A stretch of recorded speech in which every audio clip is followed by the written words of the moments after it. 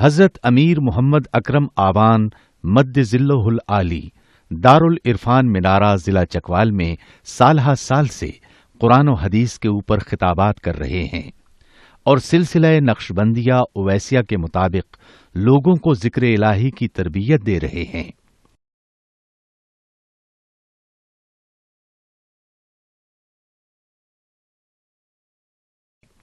وہ قرآن پاک کی تفسیر ترتیب وار بیان کر رہے ہیں۔ تفسیر قرآن کو وہ موجودہ ملکی اور بین الاقوامی حالات کے مطابق بیان کرتے ہیں۔ موٹر وے سے کلر کہار کے انٹرچینج سے نکلتے ہوئے کلر کہار کی جھیل سے ہوتے ہوئے میانی، بوچھال اور نورپور سے گزرتے ہوئے دارالعرفان منارہ پہنچ سکتے ہیں۔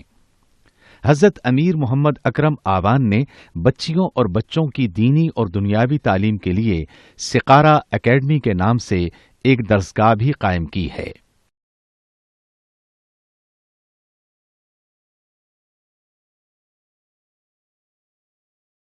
جس کا افتتاح ملک پاکستان کے صدر جنرل محمد ضیاء الحق نے اپنے دست مبارک سے کیا تھا۔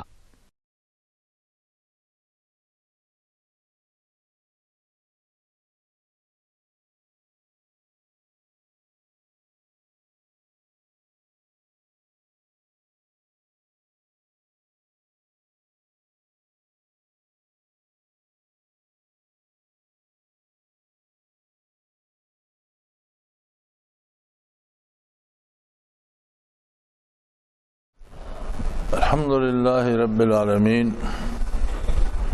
والصلاة والسلام علی حبیبہ محمد وآلہ وصحبہ اجمعین۔ اعوذ باللہ من الشیطان الرجیم، بسم اللہ الرحمن الرحیم۔ وَكَذَلِكَ جَعَلْنَاكُمْ أُمَّةً وَسَطًا لِتَكُونُوا شُهَدَاءَ عَلَى النَّاسِ وَيَكُونَ الرَّسُولُ عَلَيْكُمْ شَهِيدًا وما جعلنا القبلة التي كنت عليها إلا لنعلم من يتبع الرسول ممن ينقلب على عقبيه وإن كانت لكبيرة إلا على الذين هدى الله وما كان الله ليضيع إيمانكم إن الله بالناس لرؤوف رحيم۔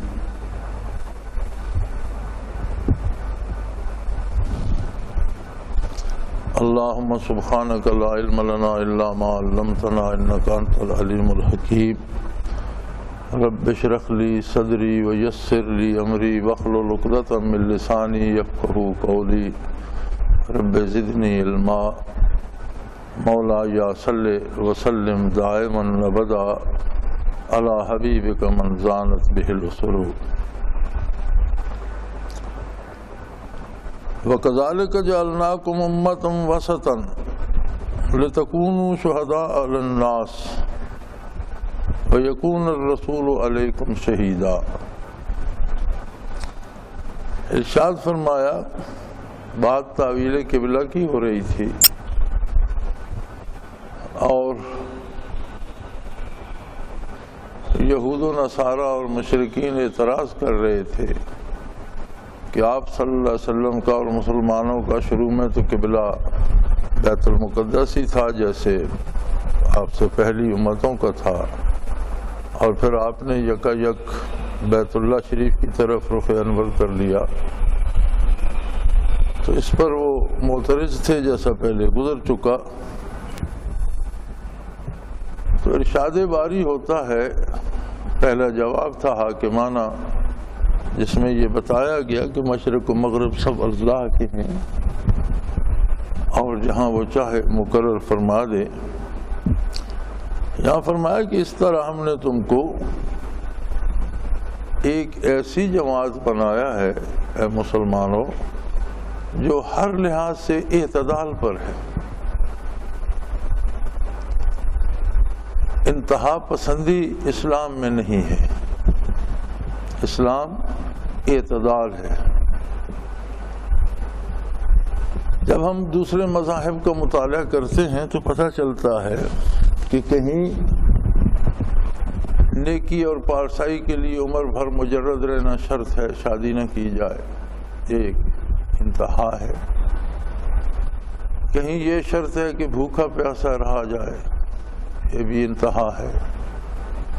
کہیں یہ شرط ہے کہ انسانوں سے میل جول چھوڑ کر گوشہ نشین ہو جائے، انتہا پسندی ہے۔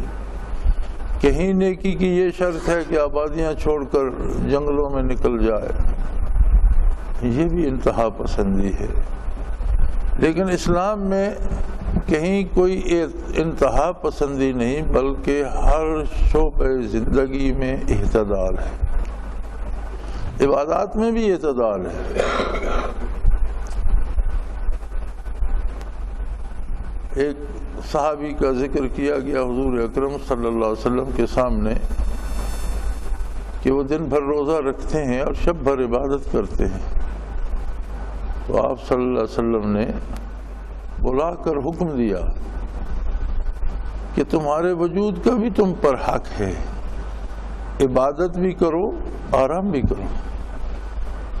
روزہ رکھنا اچھی بات ہے، روزہ بھی رکھو، نفلی روزے اگر رکھتے ہو ضرور رکھو، لیکن ایسا نہیں کہ ہمیشہ روزہ ہی رکھو، روزہ بھی رکھو، افطار بھی کیا کرو، کہ تمہارے بدن کا بھی تم پر حق ہے، تمہاری صحت درست رہے، تمہارے قوا مضبوط رہے، تمہاری سوچ ٹھیک رہے، کیونکہ عمل کا مدار جسمانی صحت پر بھی بڑی حد تک ہے۔ تو فرمایا کذالک جعلناکم امۃ وسطا، تمہیں معتدل امت بنایا ہے، تمہیں اپنی پسند سے کسی انتہا کو اختیار نہیں کرنا، اللہ کے حکم کی اطاعت کرنی ہے۔ اس کا حکم تھا بیت المقدس قبلہ تھا، آپ ادھر رخ انور کر کے نماز پڑھتے تھے، سارے مسلمان ادھر رخ انور کر کے عبادت کرتے تھے۔ اب قبلہ اللہ نے بیت اللہ کو مقرر کر دیا، بیت اللہ کی اپنی عظمت ہے، بلکہ حضور علیہ الصلوۃ والسلام کی جو نشانیاں پہلی کتابوں میں دی گئیں ان میں ایک یہ نشانی بھی تھی کہ آپ کا قبلہ بیت اللہ شریف ہوگا۔ اور اللہ کریم کا یہ احسان ہے کہ اس نے تمہیں کسی انتہا پہ پابند نہیں کیا، بلکہ تم ہر معاملے میں، لین دین میں، کاروبار میں، معاملات میں، تعلقات میں، اخلاقیات میں ایک مناسب اعتدال پر ہو۔ شریعت مطہرہ کے احکام اور حیات طیبہ جو قرآن کریم کا مجسم مفہوم ہے، آپ صلی اللہ علیہ وسلم کی حیات طیبہ مجسم مفہوم ہے قرآن کریم کا۔ آپ صلی اللہ علیہ وسلم کی زندگی میں ہر طرح سے اعتدال ہے۔ آپ نے شادیاں بھی کیں، آپ نے رشتہ داروں کا خیال بھی رکھا، آپ نے بچوں کی پرورش بھی کی، آپ نے بزرگوں کا لحاظ بھی رکھا۔ دنیاوی معاملات میں ہر شعبہ زندگی میں نقوش کف پائے رسول اللہ صلی اللہ علیہ وسلم موجود ہیں، اور ہر کام کو آپ نے اعتدال سے کیا۔ کہیں کمزوری نہیں پائی جاتی معاذ اللہ، اور کہیں شدت نہیں پائی جاتی۔ دین اسلام سارے کا سارا اعتدال پر ہے۔ اور اے مسلمانوں، تمہیں گواہ بنایا ساری انسانیت پر جو تمہارے سامنے ہے، روئے زمین پر جو لوگ بستے ہیں ان کے کردار پر تمہاری شہادت ہوگی کہ کہاں انہوں نے کمزوریاں دکھائیں اور کہاں انہوں نے شدت دکھائی۔ اسلام میں ہر شعبہ زندگی میں، حتیٰ کہ جہاد میں بھی انتہا پسندی نہیں ہے۔ جہاد کا بھی ایک سبب ہے کہ کہیں ظلم ہو رہا ہے، اسے روکنے کے لیے کیا جاتا ہے۔ تو اگر ظالم ظلم رک جائے تو محض لوگوں کو قتل کرنا مقصد نہیں ہے، ایک اعتدال ہے اس میں کہ اگر وہ توبہ کر لیتا ہے یا اس ظلم سے رک جاتا ہے تو وہاں ختم ہو جائے، جہاد ختم ہو جائے گا، تلوار میان میں رکھ دی جائے گی۔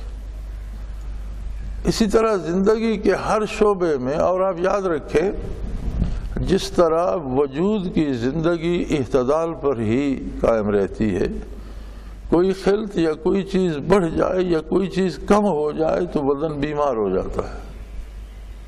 کسی بھی چیز کی کمی واقع ہوگی بیمار ہو جائے گا، کسی بھی چیز کی زیادتی ہو جائے گی بیمار ہو جائے گا۔ انسانی وجود کی حیات اور صحت و سلامتی اعتدال پر ہے کہ ہر چیز اپنی اپنی حد میں رہے۔ اسی طرح قوموں کی زندگی اعتدال پر منحصر ہے، اسی طرح نوع انسانی کی زندگی کا انحصار اعتدال پر ہے۔ جہاں بھی زیادتی آئے گی یا کمی آئے گی، معاشرے میں خدا نخواستہ اگر استحصال ہوگا معاشرے کا اور کچھ لوگ غریب سے غریب تر ہوتے چلے جائیں گے، کچھ امیر سے امیر تر ہوتے چلے جائیں گے، تو یہ غیر معتدل معاشرہ ہوگا جس کا نتیجہ فساد ہوگا، بیماری ہوگی، جس کا نتیجہ ہمیشہ کسی نہ کسی مصیبت کی صورت میں ظاہر ہوگا۔ اور اگر اعتدال ہوگا معاشرے میں، ہر ایک کو مساوی حقوق حاصل ہوں گے، جتنی کوئی محنت کرتا ہے اتنی اجرت پا لے گا اور انصاف سے پا لے گا، دوسرے کا حق نہیں مارا جائے گا، تو بے شک ایک زیادہ محنت کر کے زیادہ کما لے، دوسرا تھوڑا کام کرتا ہے تھوڑا کماتا ہے لیکن اس میں فساد نہیں ہوگا۔ جسے تھوڑا ملتا ہے وہ جانتا ہے کہ میں نے کام تھوڑا کیا ہے، جسے زیادہ ملتا ہے وہ جانتا ہے میں نے محنت زیادہ کی ہے، اس لیے ان میں اعتدال ہوگا، ان میں رقابت نہیں ہوگی، رفاقت ہوگی۔ لیکن جب معاشرے میں ایسی چیز آ جائے گی کہ کچھ لوگ محنت کرتے رہیں گے انہیں کچھ نہیں ملے گا، کچھ لوگ کچھ بھی نہیں کریں گے اور ان کے حصے کا بھی لوٹ کر لے جائیں گے، تو یہ غیر معتدل معاشرہ ہوگا جس میں خرابیاں پیدا ہوں گی، قتل و غارت ہوگی، چوری ہوگی، حصول زر کے ناجائز طریقے اپنائے جائیں گے۔ اسی طرح اقوام عالم میں بھی دنیا کی آبادی اور دنیا کی صحت کا راز، انسانی برادری کی صحت مندی کا راز اعتدال میں ہے۔ کوئی بھی قوم اگر اپنی حد سے تجاوز کرے گی تو دنیا میں فساد پھیل جائے گا، کوئی بھی اپنے آپ کو دوسروں پہ مسلط کرنا چاہے گا تو کوئی ہولناک تباہی لائے گا، کسی کو اتنا دبا دیا جائے گا کہ اسے حد سے گرا دیا جائے تو نتیجہ ہمیشہ الٹ نکلے گا، اور کبھی طاقت اور زور سے انصاف قائم نہیں ہوتا، انصاف ہمیشہ عدل سے قائم ہوتا ہے، چونکہ ظلم کی ضد عدل ہے، ظلم کی ضد طاقت نہیں ہے کہ ایک شخص ظلم کر رہا ہے اسے کوئی طاقتور چاہیے، اسے عدل اس کا مقابلہ، جس طرح اندھیرے کی ضد روشنی ہے، اندھیرا روشنی لانے سے جائے گا۔ آپ اس پہ توپے داغتے رہیں یا اس پہ لڑائی کرتے رہیں تو اس سے اندھیرے کی صحت پر کوئی فرق نہیں پڑے گا، ہاں روشنی ہوگی تو ظلمت چلی جائے گی۔ اسی طرح عدل ہوگا ظلم رخصت ہو جائے گا معاشرے سے۔ اعتدال یہ ہے کہ ہر شخص کو اس کی ضرورت کی چیز، اس کی حیثیت، اس کی ضرورت اور اس کی محنت کے مطابق مل جائے۔ تو فرمایا تم امت اوسط ہو، معتدل امت، وہ قوم جس کا ہر کام اعتدال پر ہے، کہیں کمزوری بھی نہیں ہے، کہیں شدت بھی نہیں ہے، زیادتی بھی نہیں ہے۔ اگر کوئی کمزوری دکھاتا ہے تو وہ بھی شریعت کے خلاف کر رہا ہے، اور اگر کوئی شدت دکھاتا ہے تو وہ بھی شریعت سے کی حدود سے نکل رہا ہے۔ اعتدال شریعت اسلامی ہے۔ اور پھر تمہیں تو ایک گواہ کی حیثیت سے بھی اللہ کے روبرو کھڑے ہو کر شہادت دینی ہے کہ تیری دنیا میں فساد برپا کرنے والے کون لوگ تھے، کون ایسے لوگ تھے جن کی کمزوریاں خرابی لائیں، یا کون ایسے لوگ تھے جن کی شدت پسندی خرابی لانے کا سبب بنے۔ لِتَكُونُوا شُهَدَاءَ عَلَى النَّاسِ، الناس سے اولاد آدم مراد ہے کہ ساری آدمیت روئے زمین کی اقوام عالم پر تم لوگ گواہ ہوگے۔ اب جس زمانے میں یہ بات ارشاد فرمائی جا رہی ہے اس وقت روئے زمین پر انسانیت کی اجتماعیت کا تصور موجود نہیں تھا۔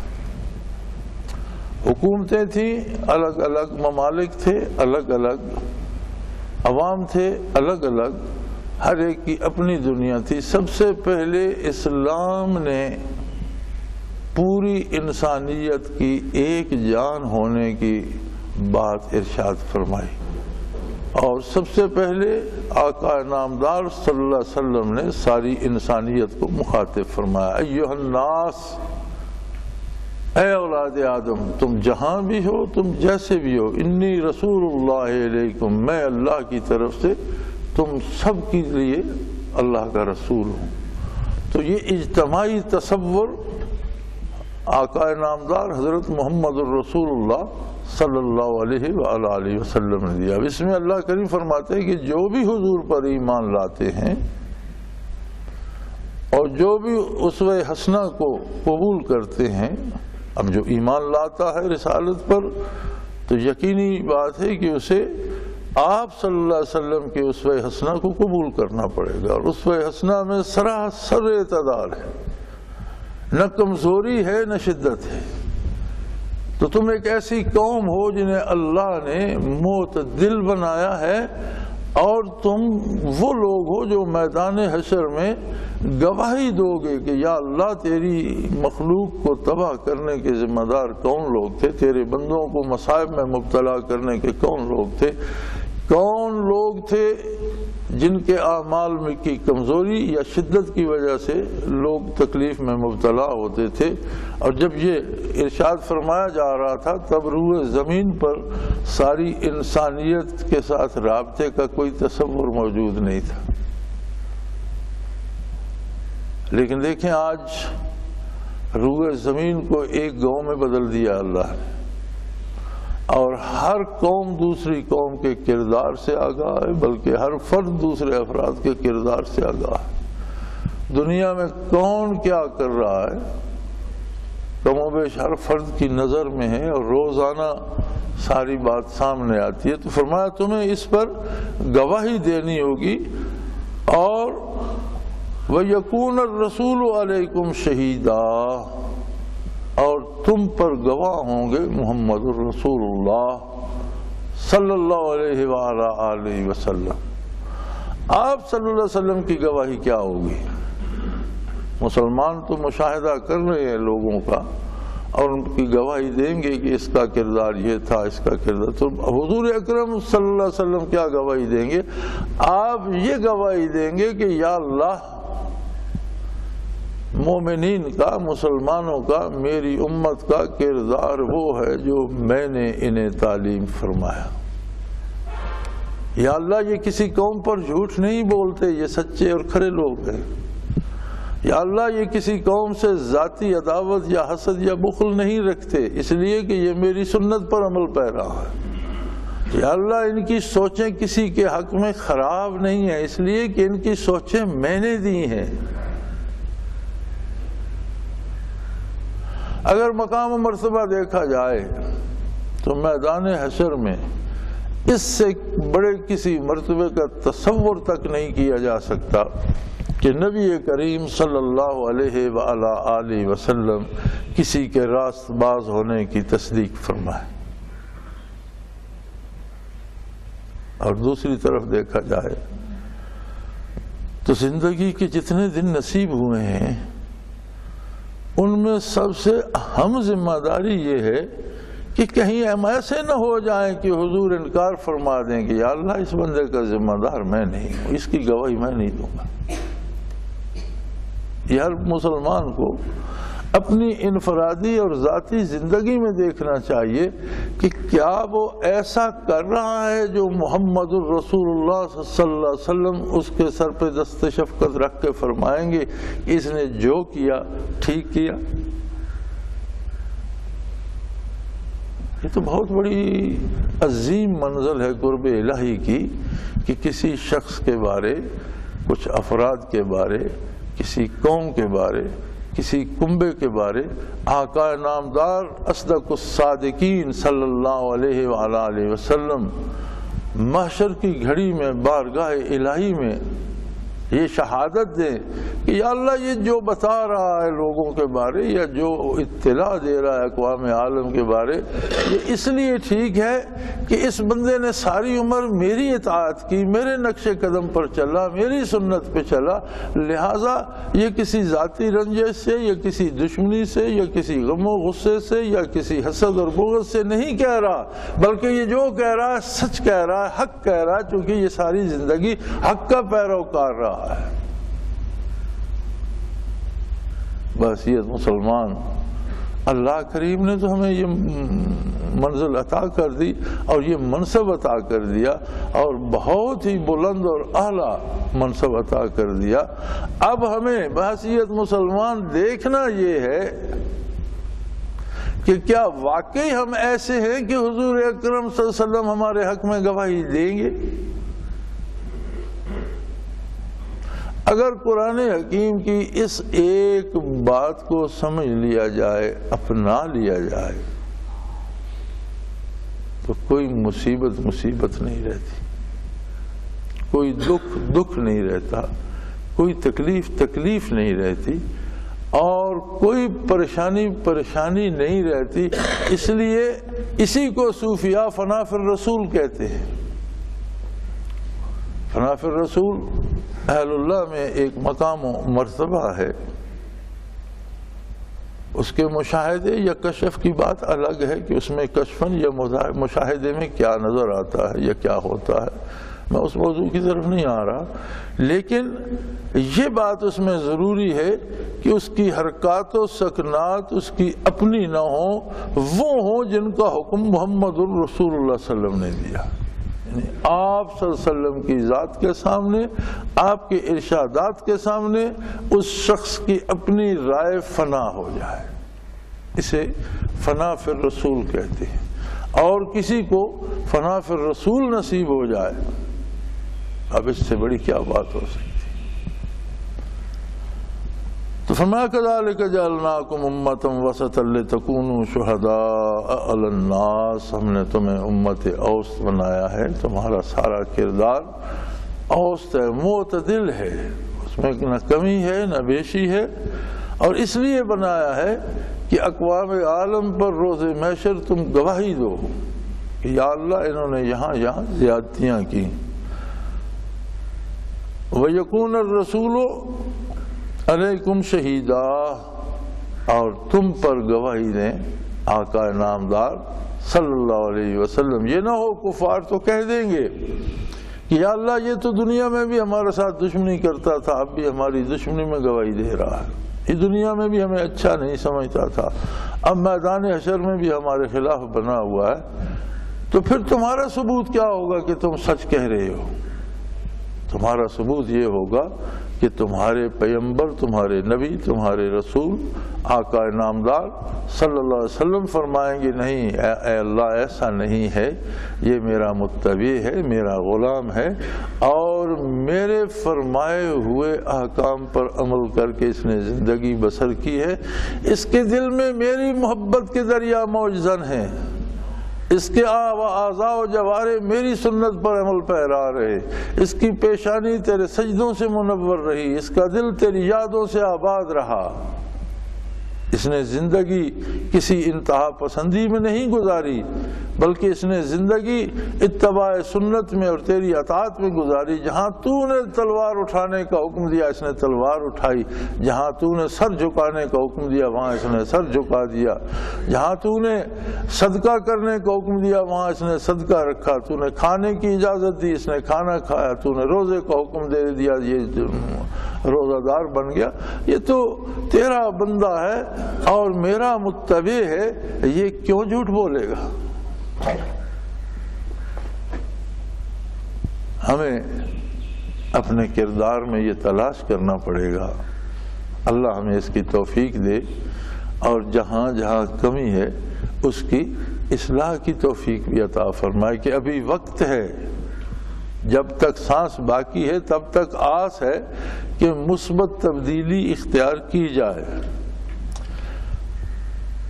پھر فرمایا جہاں تک تحویل قبلہ کا تعلق ہے تو اس میں بہت سی حکمتیں تھیں، ایک حکمت یہ بھی تھی وما جعلنا القبلۃ التی کنت علیہا الا لنعلم من یتبع الرسول ممن ینقلب علی عقبیہ.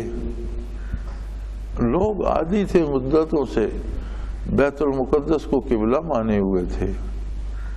اب اسی عادت گزشتہ کے مطابق جب نبی کریم صلی اللہ علیہ وسلم نے بھی ادھر رخ انور کر کے نمازیں ادا کی تو لوگ ساتھ شامل ہو گئے. لیکن دیکھنا یہ نہیں ہے کہ لوگ اپنی عادت پہ اصرار کرتے ہیں، دیکھنا یہ ہے کہ محمد الرسول اللہ کی غلامی میں کیسے ہیں.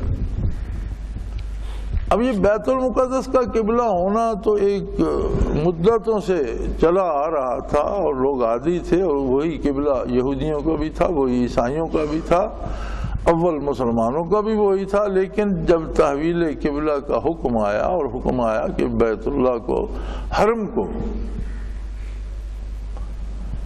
کو اپنا قبلہ مقرر کیجئے، تو حضور اکرم صلی اللہ علیہ وسلم نے جب ادھر رخ انور پھیرا تو وہ لوگ جو محض اپنی عادت سے اسے سمجھے ہوئے تھے کہ ہمارے مزاج کے مطابق ہے، جب حضور نے رخ انور ادھر پھیرا تو جنہیں اتباع رسالت جن میں رس بس چکا تھا انہوں نے تو بغیر پوچھے رخ ادھر پھیر دیا، اور جن میں ابھی اپنی عادت پکی تھی کہ پہلے بھی تھا اب بھی ہے ٹھیک ہے، وہ مذبذب ہو گئے. تو فرمایا تحویل قبلہ میں ایک حکمت یہ بھی تھی کہ دیکھا جائے، یہ بات سامنے آ جائے، یہ بات ظاہر ہو جائے، من یتبع الرسول، کون محمد الرسول اللہ کا اتباع کرتا ہے، ممن ینقلب علی عقبیہ، اور کون الٹے پاؤں واپس ہو جاتا. زندگی کیا ہے؟ یہی ایک امتحان ہے. ساری زندگی اسی بات کی پرکھ ہوتی ہے کہ ہم کتنا محمد الرسول اللہ صلی اللہ علیہ وسلم کا اتباع کرتے ہیں، اور کہاں سے ہم اتباع رسالت چھوڑ کر ہوائے نفس کے پیچھے چلے جاتے ہیں، اپنے غم و غصے کے پیچھے چلے جاتے ہیں، اپنے ذاتی افکار کے پیچھے چلے جاتے ہیں، اپنی رسومات کے پیچھے چلے جاتے ہیں، اپنے رواجات کے پیچھے چلے جاتے ہیں. یاد رکھیں ہمارے روایات میں اور ہماری رسومات میں بے شمار ایسی چیزیں ہیں جو شرعاً ممنوع نہیں ہیں، لیکن انہیں مباح سمجھنا ایک اور بات ہے. جو چیز شرعاً منع نہیں ہے اسے مباح سمجھنا یا ایسا کرنا ایک اور بات ہے، اور اس کو عبادت سمجھ کر کرنا بدعت بن جاتی ہے. کیونکہ عبادت وہی کام ہے جو حضور اکرم صلی اللہ علیہ وسلم نے جسے عبادت قرار دیا ہے، اور اگر وہ حضور اکرم سے، خلفاء راشدین سے، متقدمین سے، صحابہ کرام سے ثابت نہیں ہے اور اسے ہم ثواب سمجھ کر کرتے ہیں تو بدعت بن جائے. اور یاد رکھیں ہر بدعت ایک سنت کو گرا کر اپنی جگہ بناتی، سنت وہاں سے اٹھ جاتی ہے جہاں بدعت رکھی جاتی، اور ہر بدعت حضور نے فرمایا جہنم میں ہوگی. ہر بدعت گمراہی ہے. کل بدعۃ ضلالہ وکل ضلالۃ فی النار، او کما قال رسول اللہ صلی اللہ علیہ وسلم. ہر بدعت ایک گمراہی ہے اور ہر گمراہی جہنم میں جائے گی.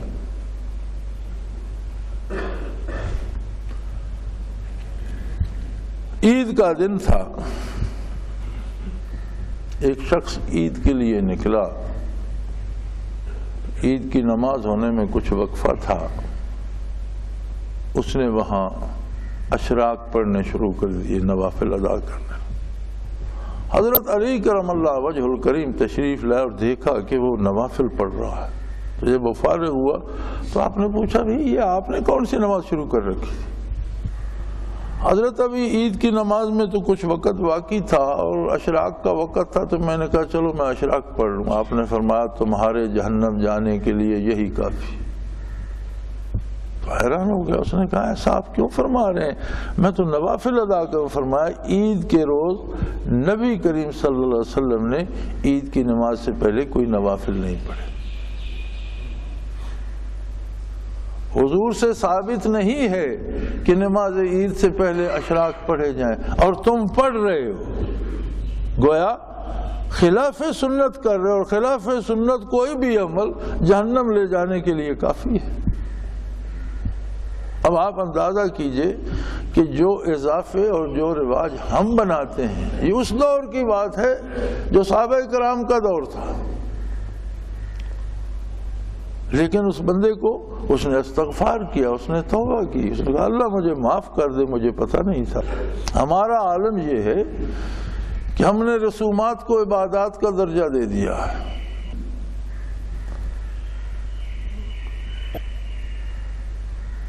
تو فرمایا مقصد یہ ہے، دیکھنا یہ ہے، آزمائش یہ ہے، امتحان یہ ہے، لنعلم من یتبع الرسول وممن ینقلب علی عقبیہ، دیکھنا یہ ہے کہ کون اتباع رسول کرتا ہے۔ بات ختم ہو گئی، کوئی اعتراض، کوئی سوال باقی نہیں۔ بات صرف یہ ہے کہ جب پتہ چلے کہ یہ کام حضور صلی اللہ علیہ وسلم نے اس طرح کیا، فوراً اس طرح سے شروع کر دے، بات ختم ہو گئی۔ کوئی دلیل، کوئی بحث، کسی جرح کی ضرورت نہیں۔ اور جو حضور کے خلاف کسی رواج کو، کسی رسم کو ثابت کرے اور اس پر ڈٹ جائے، تو آپ قرآن حکیم میں دیکھیں، کم و بیش جتنے انبیاء کا ذکر ملتا ہے، ان سے نہ ماننے والوں نے اور کفار نے یہی کہا تھا کہ ہمارے باپ دادا تو ایسے کرتے تھے، اور آپ چاہتے ہو کہ ہم باپ دادا کی رسومات کو، پیروی کو چھوڑ دیں جو صدیوں سے چلی آ رہی ہے، اور ہمارے باپ دادا ایسا کرتے تھے، ہم اسے چھوڑ دیں۔ اب ہمارے ہاں ایک بہت عام رواج ہو گیا ہے کہ اذان سے پہلے تعوذ پڑھتے ہیں، پھر تسمیہ پڑھتے ہیں، پھر درود شریف پڑھتے ہیں، یا کوئی غزل نعت پڑھتے ہیں، پھر اذان کہتے ہیں، پھر اس کے بعد وہیں کھڑے ہو کر سپیکر پہ دعا کرتے ہیں۔ کیا یہ سارا کچھ نبی کریم صلی اللہ علیہ وسلم سے ثابت ہے؟ کیا حضور ایسا کرتے تھے؟ ہماری جوانی تک کوئی بھی ایسا نہیں کرتا تھا۔ ہم نے اپنے جوان عمر میں آدھی زندگی گزار دی، اس میں کوئی بھی ایسا نہیں کرتا۔ آج دلیل یہ ہوتی ہے کہ درود ہی تو پڑھ رہے ہیں، تو وہ غریب بھی تو نوافل ہی پڑھ رہا تھا، اللہ ہی کو سجدہ کر رہا تھا۔ درود سارا دن پڑھو، ساری رات پڑھو، بلکہ نبی کریم صلی اللہ علیہ وسلم کے سامنے کسی نے عرض کی، یا کسی صحابی نے عرض کی کہ یا رسول اللہ، میں نے اتنا وقت وقف کیا ہے وظائف کے لیے، اذکار کے لیے، تو اس میں 3 حصے میں کچھ تلاوت کرتا ہوں، کچھ تسبیحات پڑھتا ہوں، اور چوتھا حصہ صرف درود شریف پڑھتا ہوں۔ آپ صلی اللہ علیہ وسلم نے فرمایا کہ اگر درود اور بڑھا لو تو اچھا ہے۔ اس نے عرض کی یا رسول اللہ صلی اللہ علیہ وسلم، آدھا حصہ دوسری تسبیحات پڑھوں اور آدھا حصہ درود شریف پڑھ لوں۔ فرمایا اور بڑھا لو تو اچھا ہے۔ اس نے عرض کی یا رسول اللہ، میں چوتھائی حصہ دوسری تسبیحات، جتنا وقت اگر میں نے 4 گھنٹے مقرر کیے ہیں 24 گھنٹوں میں، تو 1 گھنٹہ دوسری تسبیحات پڑھوں گا، 3 گھنٹے درود شریف پڑھوں گا۔ آپ نے فرمایا اور بڑھا لو تو اچھا ہے۔ اس نے عرض کی یا رسول اللہ، پھر مجھے جتنا وقت ملے میں سارا درود شریف ہی پڑھتا رہوں تو اچھا ہے۔ آپ نے فرمایا اگر ایسا کر لو تو دنیا اور آخرت کی کوئی مصیبت تم پر نہیں آئے گی، 2 عالم کی مصیبتوں سے بچ جاؤ۔ درود شریف کا پڑھنا ایک ایسا وظیفہ ہے، ایک ایسی دعا ہے جو 2 عالم کی سختیوں کی ڈھال ہے، لیکن درود شریف کو اذان کا حصہ بنانا درست نہیں ہے۔ اذان ایک الگ بات ہے، اور جتنی محمد الرسول نے فرمائی اور جو بلال حبشی نے دی رضی اللہ تعالیٰ عنہ، وہی اذان ہے۔ اب اس کے آگے پیچھے کوئی درود لگائے یا اس کے آگے پیچھے قرآن لگا لے، جو بھی لگا لے، اگر اس میں کمی کرے گا تو بھی خطا کار ہوگا، زیادتی کرے گا تو بھی خطا کار ہوگا، تو بھی مجرم ہوگا. چونکہ دیکھنا یہ ہے من یتبع الرسول، کون اتباع کرتا ہے محمد الرسول اللہ کا. ہمارے لوگوں کے پاس دلیل یہ ہوتی ہے کہ ایک شخص نے مجھ سے کہا ڈلوال میں کہ میں 2 کپ چائے پیتا ہوں، اگر 3 پی لوں تو کیا حرج ہے، چائے پی رہا ہوں. تو میں اتنی اذان کہتا ہوں کہ اس کا 2 دفعہ درود شریف پڑھ لوں تو درود شریف ہی ہے نا، کیا حرج ہے. میں نے کہا بزرگو، برا سا آدمی تھا، آپ قرآن پڑھتے ہیں، سورۃ فاتحہ پڑھتے ہیں اور اس کے بعد قرآن پڑھتے ہیں، رکوع سجود کرتے ہیں، تو فجر کی 2 ہی رکعتیں کیوں پڑھتے ہیں؟ کبھی 3، کبھی 4، کبھی 5 پڑھ لیا کریں. آپ بزرگ آدمی ہیں، کام کاج ہوتے نہیں، فارغ ہیں، تو آپ 2 پہ کیوں کھڑے ہو جاتے؟ نہیں وہ تو ہیں ہی 2. میں نے کہا اذان بھی ہے ہی اسی طرح اتنی، یہ چائے کا پیالہ نہیں ہے. یہ اللہ کی عبادت ہے اور اس کی حدود و قیود ہیں، اور جو حضور علیہ الصلوۃ والسلام نے تعلیم فرمائی وہی حق ہے. اب اگر آپ اس میں کمی کریں گے یا اضافہ کریں گے تو آپ امت اوسط نہیں رہیں گے، آپ اعتدال پر نہیں رہیں گے.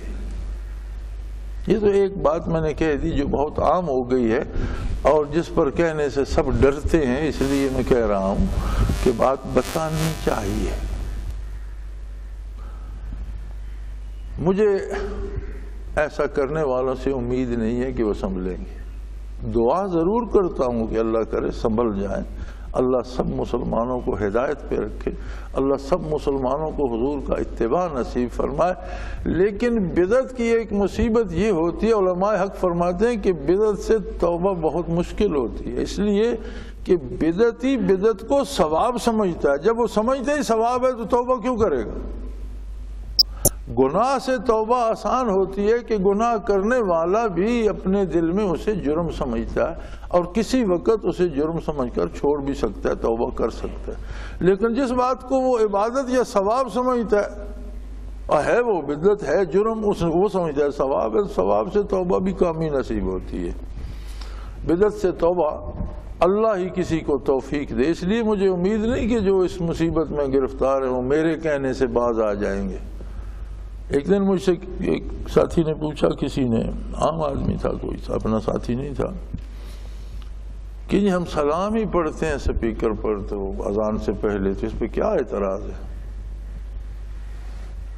میں نے کہا بھئی آپ ایسا کریں، آپ کا گھر کہیں مسجد کے قریب ہے، آواز سپیکر کی پہنچتی ہے؟ جی پہنچتی ہے. میں نے کہا آپ کے ابا جی زندہ ہے؟ زندہ ہے. میں نے کہا کسی دن سپیکر آن کر کے مسجد کا 4-5 بار ابا جی کو سلام کہنا، ابا جی السلام علیکم، ابا جی السلام علیکم. میں نے کہا بلند آواز سے سر لگا کے کہنا، ابا جی امید ہے انشاءاللہ مسجد میں آ کر تمہیں مسئلہ سمجھا دیں گے، میں دیکھوں گا تم پر کتنے راضی ہوتے. اگر تم بھائی کو، والد کو وہاں سے سلام کہنا مناسب نہیں سمجھتے تو تمہیں عظمت رسالت کا کوئی احساس نہیں ہے. کہ حضور اندر تشریف فرما تھے حجرہ مبارکہ کے، اور ایک صحابی کو دینی مسئلہ پوچھنا تھا اور صحرائی تھا، اپنا ریوڑ اور اپنے جانور چھوڑ کر اسے جلدی تھی، تو اس نے حجرہ مبارک کے باہر سے آواز دی، یا رسول اللہ میری گزارش سنیے، باہر تشریف لائیے. تو اللہ نے اس پہ کرم فرمایا، چونکہ مخلص تھا، اسے اسلام سے تو نہیں نکالا، لیکن کہا اولئک هم ان الذین ینادونک من وراء الحجرات اولئک هم الجاہلون، کہ دیوار کے باہر سے جو آپ کو پکار رہے ہیں ایسے لوگ بہت جاہل ہیں، بے وقوف ہیں. اس پہ بھی تنبیہ ہوئی کہ دیوار کے اندر حضور جلوہ، آپ نے باہر سے آواز کیوں دی؟ انتظار کرتے جب حضور اپنی مرضی سے باہر تشریف لاتے اور آپ سے پوچھتے، آپ کی طرف متوجہ ہوتے. اگر باہر تشریف لاتے اور کسی دوسری طرف متوجہ ہوتے تو بھی تمہاری جرأت ہی نہیں ہونی چاہیے تھی کہ آواز لگاتے کہ آپ میری بات سنیے. ہاں جب تمہاری طرف متوجہ ہوتے تو پھر اپنی گزارش پیش کرتے. یہ تقاضا ادب ہے. در اقدس سے باہر کھڑا ہو کر آواز لگانے والا تو جاہل ہے، یہاں سے سپیکر پر سلام کہنے والا کیا ہوگا؟ مجھے کسی سے نہ کوئی رنجش ہے نہ دشمنی، میں ان مسلمانوں میں سے ہوں جو محمد رسول اللہ صلی اللہ علیہ وسلم کا اتباع کرتے ہیں، لیکن حق ہے، اور یہ چھوٹی چھوٹی باتیں ہمیں حق سے ہٹا دیتی ہیں۔ اگر کوئی عبادت میں، اگر کوئی اذان کہنے میں، اگر کوئی مساجد میں بھی اعتدال سے ہٹ گیا تو عام زندگی میں وہ معتدل مسلمان کہاں ثابت ہوگا؟ تو امتحان یہ ہے کہ من یتبع الرسول ممن ینقلب علی عقبیہ، کون اتباع رسالت کرتا ہے بلا عذر، اور کس کے دل میں اعتراض پیدا ہوتا ہے اور وہ اس سے محروم ہو جاتا ہے۔ وَإِن كَانَتْ لَكَبِيرَةً إِلَّا عَلَى الَّذِينَ هَدَى اللَّهُ، اور یہ بہت مشکل کام ہے، بے چوں و چرا، بغیر سوچے سمجھے، بغیر اس بات کی وجہ جانے اتباع کرنا اور غلامی کرنا بہت مشکل ہے۔ ہاں، ان کے لیے مشکل نہیں ہے جنہیں اللہ نے ہدایت دے دی اور جن کا یقین ہے محمد رسول اللہ کی رسالت پر، جنہیں ایمان نصیب ہے حضور کی رسالت پر، ان کے لیے کوئی مشکل نہیں، جو حضور کریں گے وہ کریں گے، انہیں کوئی مشکل نہیں۔ اور جنہیں یقین حاصل نہیں ہے وہ اپنے اعتراضات، اپنی سوچیں، اپنے مشورے، اپنی رائے کے پیچھے بھاگنا شروع کر دیں گے۔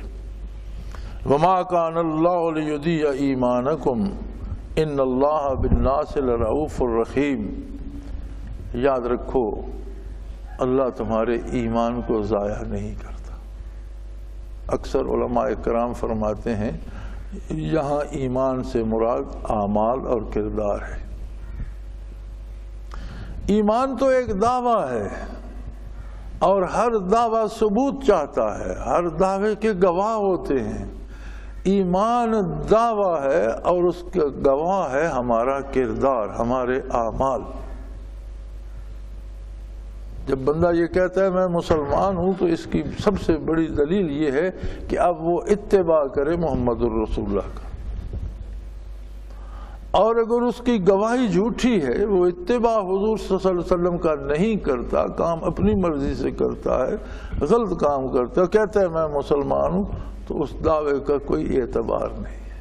اس لیے یہاں فرمایا مَا كَانَ اللَّهُ لِيُضِيعَ إِيمَانَكُمْ، اللہ کو یہ سزاوار نہیں ہے کہ تم اتباع کرو محمد الرسول اللہ صلی اللہ علیہ وسلم کا اور وہ اسے ضائع کر دے، اس لیے کہ یقیناً اللہ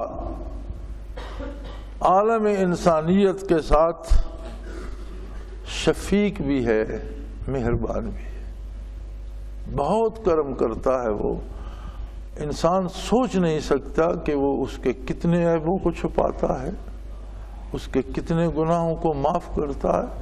جو نہیں معاف کرتا وہ بھی دوسرے پہ ظاہر نہیں کرتا، اور اس کے گناہوں، اس کے عیوب، اس کی گستاخیوں کے باوجود اس پر نعمتوں کی بارش مسلسل جاری رکھتا ہے، اسے روزی دیتا ہے، صحت دیتا ہے، حواس عطا کرتا ہے، سوچ بچار دیتا ہے، کتنی کتنی دنیا کی نعمتیں اسے وہ دیے جا رہا ہے، اس لیے کہ وہ لوگوں کے ساتھ بہت شفقت کا برتاؤ کرتا ہے، وہ بہت مہربان ہے۔ لیکن یاد رکھو اس کی مہربانیوں کو رد کرنا سب سے بڑی گستاخی ہے، اور اللہ کی مہربانیوں اور اللہ کی رحمت کو رد کرنے والا کون ہے؟ وہ جو رسول اللہ صلی اللہ علیہ وسلم کے اتباع کو چھوڑ دیتا ہے۔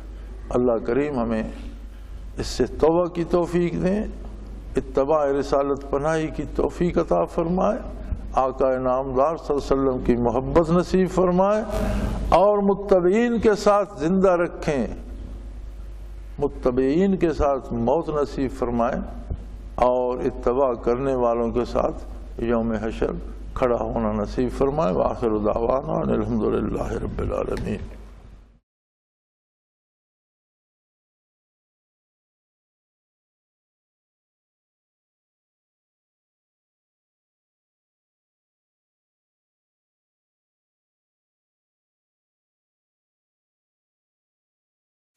وہ تمام احباب جو اسلام کی طلب رکھتے ہیں ان سے گزارش ہے کہ دارالعرفان منارہ ضلع چکوال میں امیر محمد اکرم آوان صاحب کے خطابات سے مستفید ہوں۔ وہ ہر جمعے کو نماز سے پہلے بیان فرماتے ہیں۔ ہر ماہ کی پہلی اتوار کو ماہانہ اجتماع ہوتا ہے جس میں آپ خصوصی خطاب فرماتے ہیں اور پاکستان کے چاروں صوبوں سے احباب اس اجتماع میں شرکت کرتے ہیں۔ اس کے علاوہ یہاں سال میں 2 مرکزی اجتماعات بھی ہوتے ہیں، ایک رمضان المبارک میں اعتکاف کا اجتماع اور دوسرا جولائی اور اگست میں 40 دن کا اجتماع ہوتا ہے جس میں روحانی تربیت کی جاتی ہے۔ اپنا خون سیماب دے کر اتنا ہم کر جائیں گے، نام آقا کا چمن میں پھر رقم کر جائیں گے۔